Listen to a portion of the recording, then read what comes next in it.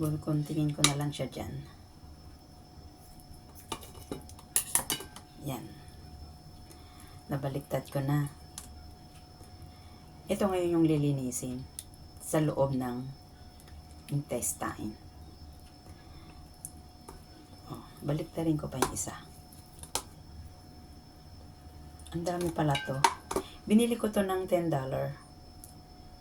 So, sa peso, this is mga $78. Ay, 78 pesos. Yan. Baliktad na siya. Oh, yan na. So, ngayon guys, ito yung lilinisin natin. Ito, alisin natin yan sa loob.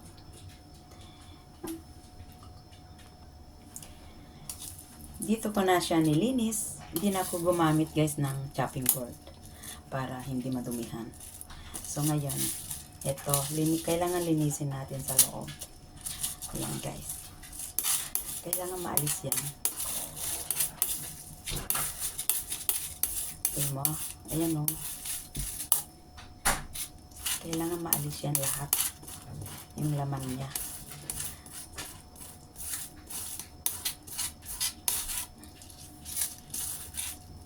Kita niyo yan. Hanggang sa manipis. Parang ano siya. Thread. So, kailangan alisin lahat. Ito.